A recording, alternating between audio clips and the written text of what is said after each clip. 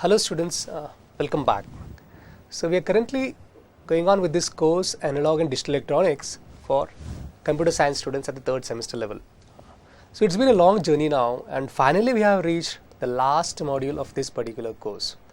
So what is this module that I am talking about? So this module is basically wherein we deal with what we call as counters and something called as A to D conversion and D to A conversion. So let me just quickly take you through the various sessions that we are going to handle for this particular module. So initially in the first module we will be doing what we call as decade counters. We have already touched the topic of counters in the previous chapter. It's a continuation of that. We look at a bit more modulus counters, particularly decade counters, look at some ICs which are available as decade counters, and look at a very special category of counters which we call as presettable counters. So after that we will have an exclusive session wherein we are going to try and design an entire counter using what we call as an FSM technique. So basically we give it a synthesis problem and then we have to solve it or arrive at a circuit diagram using various flip-flops for a given problem. And then we move on to the converters. The conversion means analog to digital and digital to analog. So in the third session we will be looking at the ways in which you can do this digital to analog conversion. We will be looking at the variable resistor networks, the binary ladders and some of the converters, and then a parameter that we associate with D2 is basically accuracy and resolution. In the last session in this module we are going to concentrate more on the analog to digital conversion. So we are going to study various types of AD converters and finally end up with the parameters accuracy and resolution. So it's going to be an interesting topic hopefully. So let us see how well we can learn this together. So let's start this session. Before we start, we need to do the objectives of this particular session. So the session is going to be on decade counters and presettable counters. So what are the learning outcomes for this particular session? Upon successful completion of this session, the students should be able to describe the decade counter and its advantages and use various types of IC decade counters. Then he needs to understand how the modulus of the counter can be changed or reduced by skipping some of the natural counts. Okay, let's go ahead then and study the first of these. Before we go to the decade counter, we will look at what we call as a mod 5 counter. Now it has already been handled in the previous sessions. So if someone can clarify as to what exactly do we mean by a mod n counter. So as the name suggests, if I can just go to the board over here, by mod n we would mean it's a modulus n counter. That means it is going to have n number of stable states. For example, if the mod is going to be 5, okay, for example if I am going to talk of a mod 5 counter, then I am going to have a counter which has 5 stable states, usually starting all the way from 0. So it's going to be 0, 1, 2, 3 and 4. How many bits do we require for this counter? Okay, if it is 1 bit, what's the maximum I can have as a mod counter? Okay, right, if it is 1 bit, at the most I can have it as a 0 or a 1. So 1 bit, if I use 1 bit counter, at the most I can have what we call as a mod 2 counter, which has states as 0 and 1. If on the other hand I go for 2 bits, then what is it that going to be? We can either have as 0 0, 0 1, 1 0 and 1 1. So they are going to be the 4 states, okay. So we call it as mod 4, which is going to be 0 0, 0 1, 1 0 and 1 1. Now this is actually nothing but based on the number of bits here. How can 4 be expressed as? 4 can be expressed as 2 raised to 2. Similarly, if we were to have 3 bits, then what is the mod going to be? 2 to the power of 3, which is 8. So that's how, based on the number of bits you use in the counter, the modulus of the counter goes on growing. So 3-bit counter would have mod 2 raised to 3, which is nothing but 8. 2 into 2, 4 into 2 is 8. And the states are going to be all the way from 0 0 0 0, 0, 1 and finally up to 1, 1, 1, which is 7. So in general we can have, if at all we are going to have n bits, okay, if you are going to have n bits, then the type of counter I am going to have is mod of 2 raised to n. So that's a general brief of how exactly we can achieve the various types of modulus using specific bits as and when required. So if I were to build a mod 5 counter, then I am talking about something which would be in between mod 4 and mod 8, but in which some of the states are omitted. For example, if I use 3-bit counter, I can count all the way from 0, 0, 0 to 1, 1, and that is 7, but I do not want up to 7. So let us say if I want to have mod 5, obviously I cannot use, can I use 2 bits? If I use 2 bits, at the most I can have mod 4. If I use 3 bits, I can have mod 8. So I have to have 3 bits, and in the process try to omit some states, or how we do is designing a counter with a known modulus. So basically the states are going to be 0, 0, 0, 0, 0, 1, 0, 1, 0, 0, 1, 1, 1, 0, 0. So that is 1, 2, 3, 4, 5 stable states, after which it has to go back to 0. So let us take this as a design problem wherein we have to start with a mod 5 binary counter. By binary we mean the counting sequence is going to be in the increasing order of the binary count. Like if you talk in terms of decimal, this is going to be 0, 1, 2, 3 and 4. This we call as a binary sequence. It counts in a binary sequence.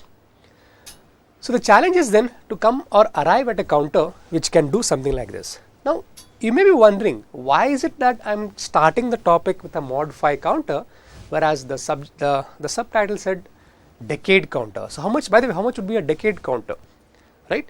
A decade counter would be mod 10, because as the name deca suggests, it's a decade means 10 stable states. So will the count be from 1 to 10 or 0 to 9? Yes, it's going to be from 0 to 9. But I want to design a mod 5. But why am I talking about I want to design a mod 10? Why am I talking about mod 5? Now in this section we are going to introduce you to a concept of cascading the counters. In the sense, I can build a mod 10 counter using 2 counters, one of mod 2 and another of mod 5. So then what I can do is I can say mod 2 multiplied by mod 5, it would give me a mod 10 counter. The multiplication can either be 2 into 5 or it can be 5 into 2. So both these will yield me a decade counter. So we are concentrating on trying to design a mod 5 counter first. Now before we go here, what is a mod 2 counter? Mod 2 counter is nothing but a simple 1-bit flip-flop, right? If you have 1-bit flip-flop, you put a clock pulse to it every time there is a clock, and if you have put the JK flip-flop into a toggle mode, then at every clock it changes from 0 to 1, 1 to 0 and so on. That is, it's having 2 stable states, 0 and 1, it becomes a mod 2 counter. So with this background, let us go back to the presentation here and try to see from the slide as to what is the requirement for a mod 5 counter and how is it that we eventually design one, and then use it to cascade with the binary with the mod 2 counter and get a mod 10 counter or a decade counter. Okay, so let's do this. Okay, now this is the state table. Okay, what do you mean by state table? In the sense, I am going to have mod 5 as 5 stable states. So I put them in a truth table. We sometimes call this also as a truth table. I would call it as a state table. Okay, so we have the counts in the binary sequence. So we start with 0, 0, 0 over here, and then we go all the way up to 1, 0, 0. But interestingly, after 1, 0, 0, which is 4, we have to go back to 0, 0, 0. Okay, that's what is shown over here. Now, how is it that we can design a counter which can do something like this? Now, first and foremost is we need to identify how many number of flip-flops are required to implement this counter. So as the table suggests, we are already having 3 bits there, something called as C, B and A. Bear in mind, C is what we call as the most significant bit, okay, which we call as MSB, whereas A is what we call as the least significant bit. This is very important whenever you're designing counters. We need to be aware of where is my MSB and where is my LSB. Fine. So let's proceed then. We need to observe this truth table very carefully and see how the transitions happen at each of these bits individually. So initially, let us only focus on the bit A. As you can see here, the bit A toggles every time there is a clock pulse, except for the last time where it stays at 0. Have you observed that? Every time it is going from 0 to 1, 1 to 0, 0 to 1, and so on, except when the count is moving from 4 to 0, A remains at 0. So we will start with this knowledge of how to design a flip-flop for bit A. So we start with a JK flip-flop, which we are showing here for bit A. Do not get confused with the position in the truth table and the position in the circuit diagram. Like in the truth table, A is positioned to the extreme right, whereas in the circuit diagram, we are having A on the extreme left. So do not confuse those two things. Now A is clocked every time through a negative edge of the clock. That means it is triggered through a negative edge of the clock. So whenever there is a negative edge of the clock, this flip-flop A has to respond. Now how does it respond? It responds based on what are the inputs at J and K. Now as a precursor from what we have done last time in the previous sessions, a JK flip-flop is a one which can either be set, reset, allowed to stay in the same state, or allowed to toggle. If you want it to be in the same state, we have to keep J is equal to K is equal to 0. So it becomes a memory state or a register. If I want to toggle the flip-flop, that means every time I have to change the output from 0 to 1, 1 to 0, that is every time I have to complement my output, then I have to keep the inputs as J and K both at 1. If on the other hand, I just want to set the flip-flop, I have to keep J as 1, K as 0. Finally, as a last state, if I want to reset the flip-flop, I have to keep K as 1 and J as 0. So in our case, every time I want J equal to K equal to 1, okay, till the time when the count becomes 4. So how do we achieve that? We achieve that by keeping K as tied to 1 always. So K is tied to VCC always in the circuit diagram. So K is always 1. Now, when is J 1? Now if you observe the truth table for C, what is happening here in the truth table for C? C is 0 every time except when the count is 4. So if C is 0 every time except when the count is 4, then what about the complement of C? Because remember, every flip-flop has two outputs, a true output and a complement output. So if C is 0, then C bar would be 1. So why not take the output of the flip-flop C, which is a complement output, so I'll call it a C bar, and connect it to J. Because what do we require at the A flip-flop? At the A flip-flop, we require J to be 1 every time except when the count is 4, which happens whenever C goes to 4, C bar becomes 0. So except at that time, J is going to be 1. So what do I do is, I simply connect C bar and give it to J. So this way now I have achieved the logic that I require for flip-flop A. So we have tackled the flip-flop A. So how is our flip-flop A going to behave? Every time there is a clock, it looks at J, because K is always tied at 1. It looks at J. If J is 1, the flip-flop toggles. If J is 0, the flip-flop resets to 0. J is always 1 till the count becomes 4. The moment the count becomes 4, J becomes 0, and at the next clock edge, remember, at the next clock edge, because these are all synchronous flip-flops, only when the negative edge arrives at the clock pulse, then only we can change. It will not change immediately when it changes to 0 or 1. Done. So A has been designed now. What about B? So how is it that we are going to design the B? For that, we need to go back and erase this thing, and let us try to see what will happen with B. Okay, sorry. Yeah.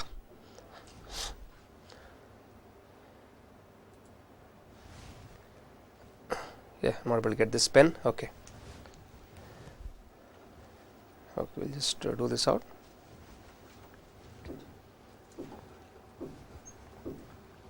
Okay, so the idea is, okay, now that we have done it for flip-flop A, next look at flip-flop B. So what is the requirement for flip-flop B? Again, observe the truth table very carefully. Whenever A transitions from 1 to 0, my B toggles. In the first case, B was 0. When A changed from 1 to 0, B toggles. Next time, again when A changed from 1 to 0, B toggles. So if you observe this pattern very carefully, all I have to do is connect the output of A to the clock input of B. What is that happening? Look at this here. Whenever A changes from 1 to 0, I am looking at the waveform here now. Whenever A changes from 1 to 0, that's the time when B toggles. Again, whenever A changes from 1 to 0, that's the time when my B toggles. So that is what I want. So this is achieved by simply connecting the true output of A to the clock input of flip-flop B. That means negative is triggered whenever A goes from 1 to 0, it is triggering the B flip-flop, and it has to be in a toggle mode. So for it to be in a toggle mode, what should be the inputs at J and K for flip-flop B? Right. For flip-flop B to be in a toggle mode, both J and K have to be tied to logic 1, which is happening here. I am tying J to 1 and I am also tying K to 1 in the sense plus VCC or logic high. So A is done, B is done. The last thing that we have to now worry about is what about the flip-flop for C. Now again, if you observe very carefully, all that I require is the flip-flop C to toggle whenever both A and B change from 1 1 to 0 0. This is a condition when it is toggling. So what do I do in this case? I take the output of A, I take the output of B, okay, use a simple 2 input AND gate. Whenever both these are 1, that's the only time when J will be 1. Okay, K I will keep tied at 1 always. That means what? C will always be cleared at every negative edge of the clock pulse. Remember, I am connecting the clock input to the clock. So K will be 1 at every negative edge of the clock pulse except when both A and B are 1. Whenever both A and B are 1, J becomes 1. Now 1 and 1 would be toggle mode. So at that time, the flip-flop would toggle. So that's how we can design this entire mod 5 counter. So now that we have understood how this mod 5 counter works, we can now start using what we call as plug and play techniques. Means simply cascade these counters and get the achieved design. So to cascade, we have to now start looking at it as a block view. So the block view is shown here in the slide. Now this is a simple mod 5 counter which has clock as the input and the outputs are A, B and C. Remember, C is MSB while A is the LSB. So with this understanding in mind, now let us move on and try to design a mod 10 counter or a decade counter by cascading mod 5 with a mod 2. So as a first example, let us do this. As a first example, let us do a decade counter where we do what we call as a 2 by 5. So what does 2 by 5 mean? I first have a mod 2 counter and then I follow it up with a mod 5 counter. Before we go to the actual circuit design, let us look at the truth table. So what's the truth table that we expect? We expect it to count all the way from 0 up to 9, okay, and then go back to 0. So that's a typical design of a mod 10 counter. How is it supposed to behave? A binary counter, that is. Okay. So a 2 by 5 would mean this entire thing is now my mod 5 counter. If you remember this entire block is your mod 5 counter which we saw just now. Now all I have to do is cascade that with a mod 2 counter. What is a mod 2 counter? Just a 1-bit counter. It's a 1-bit flip-flop. So the clock I give to the 1-bit flip-flop is at mod 2. So this becomes your mod 2 and this becomes your mod 5. So mod 2 you cascade with mod 5, you get a mod 10 counter or a decade counter. So the way this circuit works is given here in the diagram, okay, and the count goes up all the way from binary 0000 to 1001. The moment the count reaches 1001, it goes back to 0000. That's what the waveforms are going to suggest, and it's going to be as simple as connecting the output of the mod 2 counter to the input of mod 5 counter. Now, is it the only way in which you can design a decade counter? No. As I already said, 2 into 5 is also 10, 5 into 2 is also 10. So why not try to do the other way around? Let's try to do a 5 first and then a 2. That we are going to do here in the next slide. Okay, so this is going to be the next one. Okay. So this is what we call as a 5 into 2. So how is it 5 into 2? Again, you need to observe it very carefully here. So what does it basically have? Again, it needs to have a 5 counter first, mod 5 first. So mod 5 is here first, okay, and then you are going to have your mod 2. So this is a mod 5 into mod 2 counter. So again, we are going to get a decade counter. But there is one small change here in the way this circuit works. Just try to recollect basically what is a counter. What is a mod 10 counter? Mod 10 means it just needs to have 10 stable states. Now, are these binary counters? The answer may be yes, maybe no. What do you mean by binary? By binary we mean weighted position, right? Each position has its own weight. For example, if it is a 4-bit number, the first bit is 2 raised to 0. We can just move to the board here and try to explain this. What do we mean by a decade counter or a binary counter or a non-binary counter? Okay. So if it is going to be a binary counter, then I am going to count all the way from 000 to 1001. Now how do we say that? This has a weight, right? Okay, it's 2 raised to 0, 2 raised to 1, 2 raised to 2 and 2 raised to 3. So typically it becomes 8, 4, 2, 1 code. So binary code is nothing but an 8, 4, 2, 1 code. So if you are going to have 1001, this would mean it is 8 plus 0 plus 0 plus 1, which is 9. So this is called as a binary sequence. So in the previous counter that we saw, a 2 by 5, it is going to give an output like this.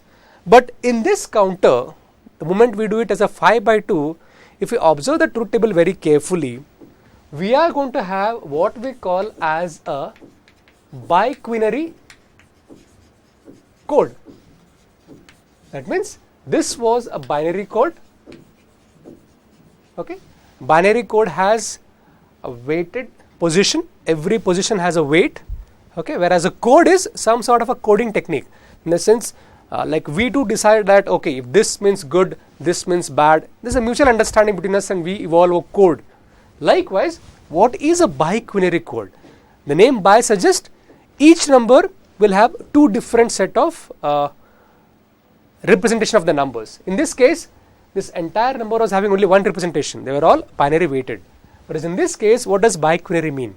For example, let us say if the number is 1001 in biquinary with what we call as 1-3 code.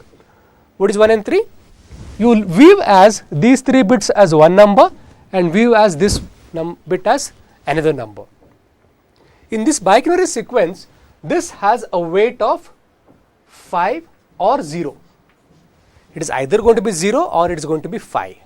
Whereas this is going to be just like any binary weighted code, like typically 2 raised to 0, 2 raised to 1, 2 raised to 2, which is 4, 2, 1. So if the number is 1001, what is the value going to be? The value is going to be 5 plus 1, which is going to be 6. This is what is called as a biquinary code. So if I were to have a 9 as a count sequence, then what would be the biquinary number? Right? So we need to have a 5 and then we need to have a 4. Then it makes 9, right? So what will the binary code be? The first bit would be 1. Then you need to have 4. So what is 4 in binary? 1, 0, 0. So this would become your binary number, which has a value of 9. So let's go back here and try to see what the transitions are because of this circuit connection. So if you look very closely, this circuit counts all the way up to 4 in a normal way, as a binary way. After 4, we are going to get D as 1, and the number becomes 1, 0, 0, 0. Now this is a binary code. So 1 in the first bit, MSB would make it as 5, and the remaining as 0. So 5 plus 0 is 0. Likewise, next 5, this is going to be 5, and this is going to be 1. So 5 plus 1 is 6. Okay, then 5 plus 1, 0 is 2. So 7, then 5 plus 3 is 8. Then finally 5 plus 4 is 9. So a decade counter with a configuration of 5 by 2 yields us what we call as a binary counter. Definitely it's a decade counter, it has only 10 stable states, but the numbers are not binary sequence, the numbers are what we call as a binary sequence. So that's the only difference between these two arrangements. So normally we have, we may be arguing like, why is it that we need to have such codes? See, codes have evolved over time. Codes are usually made to make our life easier. It may be difficult for the circuit to implement that, but once it's implemented, it becomes very easy to interpret. The most common example of such a code is what we call as a BCD, which is a binary coded decimal. Humans are well versed with decimals, whereas machines are well versed with binary. So an easy way out is, I will read it like a decimal, so let the machine interpret what that actual number is. So similarly, binary is also one such way which makes us easy for us to interpret. It may seem difficult for the machine, but machines are there to do the difficult tasks. Okay, so let's go back then and try and do the next one. The commercially available, like we are not going to take these flip-flops and put them onto the circuit boards, do all these interconnections and then come up with a counter. No, that's not how the world works, right? We are going to have what we call as a medium scale integrated circuits, right? Typically what we call as a MSIs and so on and so forth. So that we'll see later on. This could be a typical small scale integrated circuit, and something called as a 7490 decade counter. Okay, so what is the job of this particular IC? The job of this IC is to generate the count all the way up to 9 and then back to 0. So if you look at this circuit over here, the IC over here, our job would be to be aware of the various pins that are there in this IC so that we can use them as and when we require. It's not that we are introducing this just for the sake of it. Now, as we'll see in the later slides, these are very powerful ICs. We can cascade these counters and get what we call as BCDs, that I'll see later again. So let's go back to this IC here and try to see what is it that it's going to have. Now this IC is typically a 14-pin IC, what we call as dual inline package or a DIP package. Okay, so that's what so that's what it's going to be, a dual inline package. Okay, a 14-pin at that. Okay, so this is going to be a 14-pin DIP.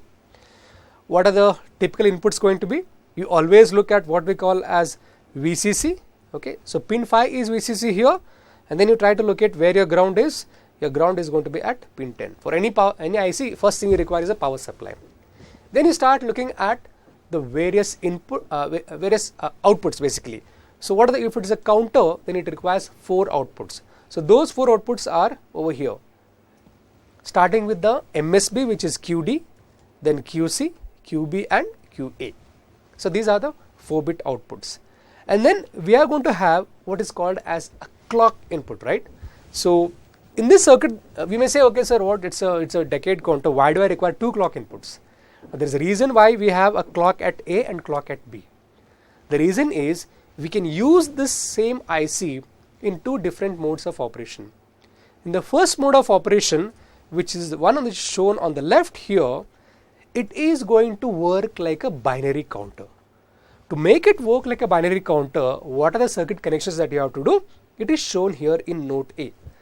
You have to connect QA to input B. That means QA will be connected to B here, of course through the pin. That means pin 12 is connected to pin 1. If you make this connection externally and then give a clock pulse, okay, at input A, then what is it that you are going to get? You are going to get a binary counter. If on the other hand you would like to have a biquinary counter, what is biquinary? The one which counts in a coded sequence, and then you have to connect QD to A and then you have to give the clock at B. So that's how this particular thing works, and you can use this IC in both the modes, and if it is biquinary, this is the type of output that you are going to get. Look here, count 0 is all zeros, LLL means logic level low, whereas count 9, since it is biquinary, it is 5 plus 4, which means it is 5 over here, and plus 4 means your typical 1 0 0. So this will be 1. So this is your biquinary. Whereas if you look at the binary case, it is entire 4-bit is a binary number, which is 1001, which is 8421. That is 8 plus 1, which is 9. So this is how you can use the decade counter as an IC when you use it as a 14-pin IC, either in a binary counter mode or in a biquinary counter mode. Now let's move on and see why is it that we keep on saying that these are very powerful ICs. The reason we say so is obvious here on the slide. What is it that I am doing? I can cascade as many decade counters as I can, and it is as simple as connecting the output of D to the clock input of the next counter. See, observe very carefully. Let's start here from the first one. Okay, so what is the first one here? This is the first decade counter that I am using. You can ignore the other two for the time being. So how is it? Every time I am going to give a clock input, we are going to have a master reset. What is the master reset for? Whenever you give a reset pulse, all the counters will initialize to 0 0 0. Okay, all these are 4-bit counters. Okay, and then whenever the clocks come at their inputs, they react accordingly. Now to the first decade counter, I am going to connect the clock pulse. So this decade counter, I am going to call it as a units decade counter. So what will it count for? It will count all the way from 0 0 0 0 to 1 0 0 1, or if I were to talk in terms of decimal, this will count from 0 to 9. What happens after 9?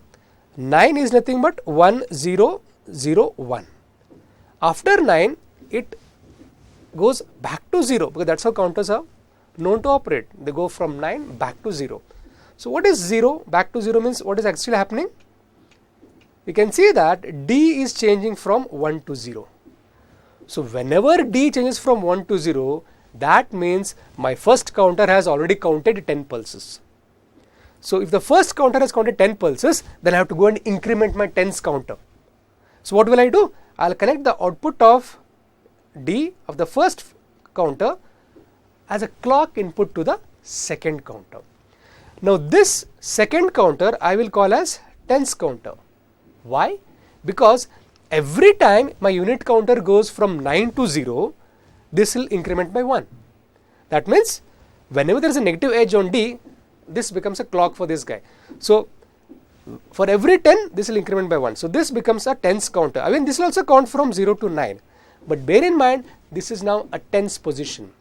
Likewise, you can cascade the output of this. If I count 10 tens, how much is 10 tens? 10 tens is 100. So I'll go and trigger the 100 counter. So likewise, you can go on cascading. Like this particular counter, if I were to use a decimal number, it will count all the way from 0 0 0 to 999. If you want to count to 9999, all you have to do is take one more decade counter and simply connect the output of the hundreds counter, the D output of the hundreds counter, to the clock input of the 1000th decade counter. So that's how powerful these are. And in fact, these are the type of counters which are used in many displays. Like you see many displays in like a digital voltmeter, a multimeter, an ammeter. Whatever may be the case, whenever you have any counting machines involved, you can use these counters in cascade and develop as much robust circuits as you want with a very simplistic technique by simply connecting or cascading the counters the way you want and only giving the clock to the first one. So that's the power of decade counters. That's the reason we studied this IC as a decade counter. Okay, now are counters only about counting from 0 to 9 or 0 to 5 or 0 to 6 and so on and so forth? Not necessarily. Imagine a scenario where sometimes I need not have to count from 0, like I want to start it from a particular count. For example, let us say I am already in the year 2016 now. So I want my counter to start from today and then start counting upwards. That means I need to have a solution wherein that particular circuit will allow me to preset or preload it with an initial value which is a non-zero value. Usually whenever you do a reset, it goes to 0. But I do not want a 0 value, I want to have a preset value. So that's what gives rise to the concept of what we call as a presetable counters. The most powerful one of them are what we call as the up counters and the down counters, and some of them are both up as well as down. So we'll study only 2 of these ICs, though there are many of them which are available in the market. We're going to only study the 2 of the most commonly used counters. Typically again dual inline package, a DIP package, but this time it's a 16-pin IC. So what is it that it has to offer to us? The only thing that you have to see here is, again it is a 4-bit counter. See, these 4-bit counters are very powerful just because it transfers itself as a BCD counter. Most of the counters are only 4-bit. If you want 8 bits, we simply cascade 2 4-bit counters. So that's how it is. So left to itself, this particular counter can count all the way from 0000 to 1111, which is 15. So it's actually 16. It's a mod 16 counter. Why? Because I'm using a 4-bit counter here. So what are the typical pinouts that again you have to look for in this particular IC? The pinouts that you have to look for are, first and foremost, I again going to try and look for where my power outputs are. So you're going to start with pin 16 as a VCC and you're going to start with pin 8 as a ground. That's where you give your power supply. Then I start looking at where my outputs are. My outputs are already shown here and they are marked here. Okay, it's shown as QA, QB, QC and QD. But again bear in mind, QD is the MSB whereas QA is the LSB. And then you need to have a clock. If you can see the symbol for clock here, there is no bubble at the clock input. What does that mean? That means this particular counter is not a negative edge triggered, it is a positive edge triggered counter. That means for every positive edge of the clock, this counter increments or decrements as the case may be, as we'll see later. Okay, so we identified the power points, we identified the outputs, we identified the clock. Then there are some very interesting additional inputs that are required. For the first time, we are going to use something called as a data inputs. Okay, earlier we never came across this concept of giving an input to a counter. Since I want to preload the counter or preset the counter with a known value, like I want to start the counter with a count of 9 or I want to start the counter with a count of 12, I can give that as the input. At the next clock edge, if at all I say load, then it is going to load. So how are you going to do the load? Whenever the signal at pin 9 goes low, remember it is an active low input. That's why it says load bar. So whenever the signal at pin 9 goes low and at the next positive edge of the clock. Remember, these are synchronous counter. Nothing happens till the clock edge comes. Okay, and it's a positive edge triggered. Okay, so whenever I want to preload an input, all I have to do is put those inputs at A, B, C, D, which is pin numbers 3, 4, 5, 6. Make the load go low till the next positive edge comes. Then at the next positive edge, irrespective of where I am as a counter, it doesn't matter, it simply loads the new inputs into the counter. Okay, and then you may say, why do we require some additional pins? There are some additional pins like something called as enable. You have actually 2 enables here, T and P. Without these being high, this will not work. It's active high input, so they have to be high. Only then the counter will work either as a load stage or as a counter stage. And then you have something for cascading the counters, right? We are going to use the word carry output, a concept which is carry forward from the adder circuits. It's again just like if you want to cascade 2 such counters, then the output of this is taken from pin number 15 and then given as a clock to the next counter. So this is how this particular thing works. And to give an example as to how can be the particular values in which to load, let us go and see here an example. Okay. So typically I said it's a mod 16 counter, right, because it's 4 bits, it can count up to it has 2 raised to 4 stable states, growing from 0 to 2 raised to 4 minus 1, which is 15. So let us say now I want to sort of try to change the modulus. Now left to itself, it will count all the way up to 15 and then go back to 0, right? That's what the previous slide says. See here, it goes all the way up to 15 and then back to 0, 1, 2, 3, 15, again 0, 1, 2, 3. But if I want to change the modulus of this counter, it's very easy.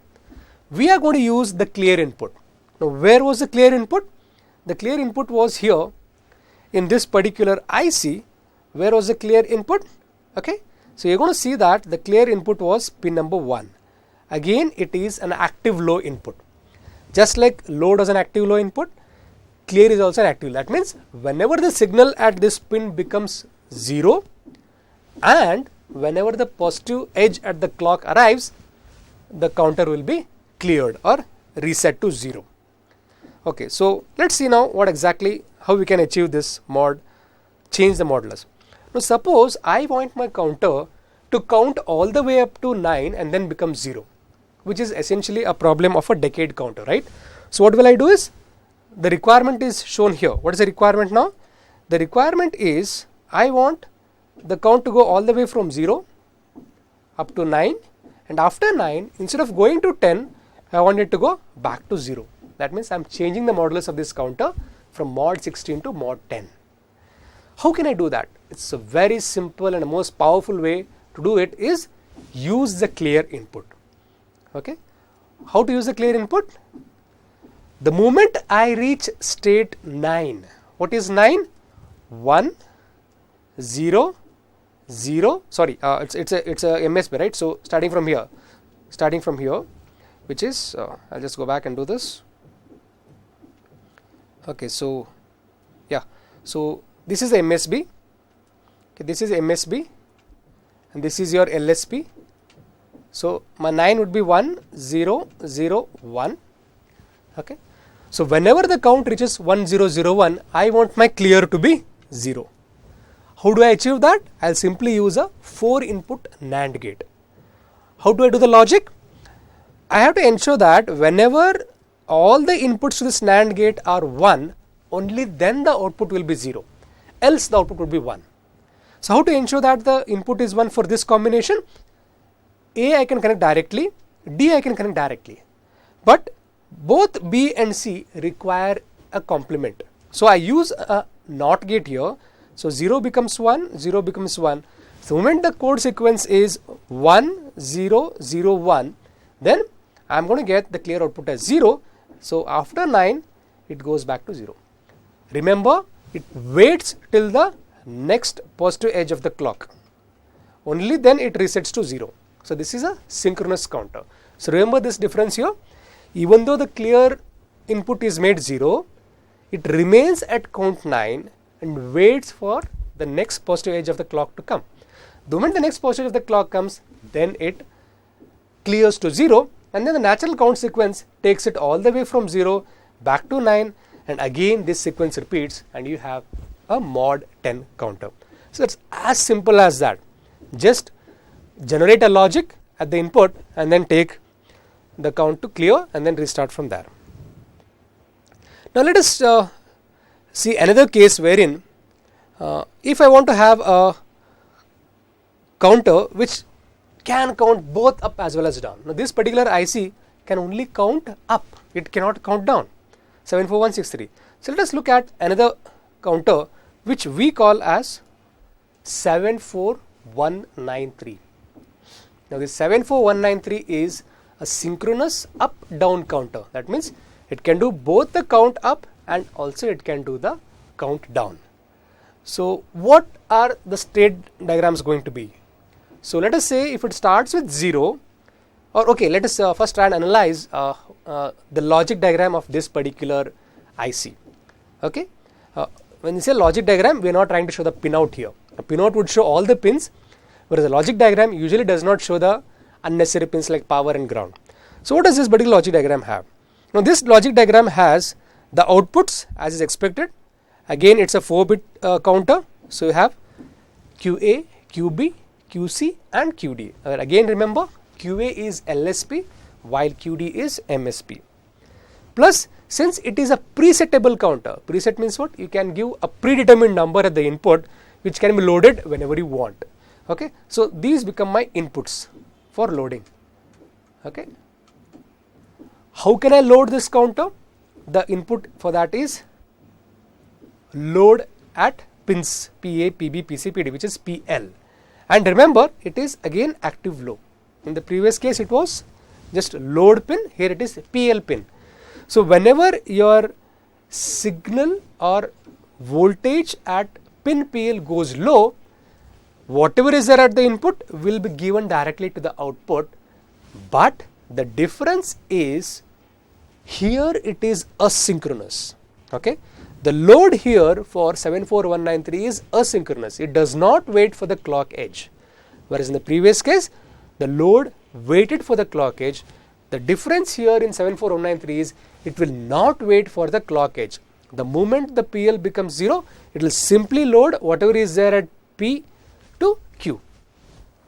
Then we say, okay, it's an up-down counter. It can both count up as well as count down. That means whenever I want to use it as an up counter, I have to give the clock to CPU. U stands for up. When I'm using it as an up counter, I give my clock here and I tie this other one to VDD, which is plus VCC, whatever. Okay. If I want to do a countdown, I have to do the reverse. What do? I give the clock to CPD, whereas I'll tie the CPU to high. And then come these two pins TCU and TCD. These are nothing but the ones which are used for cascade. Okay. If you are using it as an up counter, your TCU becomes your carry out. Okay. If you are using it as a down counter, your TCD becomes your carry out. That's what you are going to do. And of course, we also have something called as a master reset. What's a master reset? And it is active high. Whenever you give a logic 1 here, the counter becomes 0 and it's asynchronous. It will not wait for the clock. It becomes 0. So that's a difference here. Now in the state diagram that we have shown here, the count up is shown by solid arrows and the count down is shown by the dotted arrows. Now let's move on and try to do some sort of changing the modulus of this counter just like we changed it in the previous case. How is it that we can possibly do? Just look at the first case, okay? We'll look at the first case, the one on the left side, right? Wherein we are going to use the up counter. In the next example, we will take the down counter. Okay? So first only concentrate on the first on the left side and take the up counter. So how is it that I want to do the up counter? Whenever the count reaches 15, I want to load these inputs. What are these inputs? PD, PC, PB and PA, which are 1, 0, 0. That means I want to load the counter or preset the counter with the value of 9 whenever the count reaches 15. Okay, that means what is the expectation that I want? The moment the count reaches 15, I want it to change to 9. What is 9? It is loading. So what should I do? I should now generate some logic and ensure that this PL, which is load the pins, becomes 0 for the value 1, 1, 1, 1. Okay, QD is MSB. So whenever all the inputs are 1, I want my PL to become 0, which is again very simple. All you require is a simple 4 input NAND gate. In this 4 input NAND gate, when all the inputs are 1, the output becomes 0 and then it loads it with 9. But the difference is, let us say it loads with 9, so it again starts counting up 10, 11, 12, 13, 14. The moment it becomes 15, PL becomes 0, but it does not wait for the clock. I told you that it is a asynchronous load. So it will not wait for the clock. So 15 now becomes what we call as an unstable state. We typically have what we call as a glitch there. Okay, the only stable state is up to 14. The moment it becomes 15, it goes immediately to 9, doesn't wait for the clock. So there is a small glitch there. That's why we show that 15 by dotted line and it's not a stable state. Lastly, if we were to use a down counter, Okay, instead of using the clock at CPU, if I give the clock at CPD, how will the same circuit work? Now remember, what's a down counter? Let us say initially it starts from 9, 8, 7, 6, 5, 4, 3, 2, 1, 0. After 0, it goes down to 15. Okay, the moment it becomes 15, this logic sets in, clears PL, makes PL 0 and again loads 9. So this is how this circuit will work as a down counter. Again 15 is a unstable state, whereas the rest of them are stable states. So this is how powerful these IC counters are, which we typically call them as medium scale integrated circuits or MSI circuits. So with that, I think we have more or less finished this entire counters. It's time to summarize what exactly that we have done. So we started by designing a simple decade counter, looked at the available IC package as a decade counter, how we can configure the decade counter as a binary counter or as a biquinary counter, and then of course we went on, what if the requirement is I have to start from a predefined preset count value. So that gave rise to a development of presetable counters, which can either count up or count down, and we also saw one or two examples where we can decide what can be the logic so that it resets after a particular modulus. So thank you for listening to the session. We'll get back again in the next session, wherein we will see more of the counter as a design problem, wherein we'll give a state synthesis example and ask you to design right from scratch. For that we require a bit of knowledge from K-maps. Hope you all be ready with the K-map knowledge by the time we meet next. Thank you.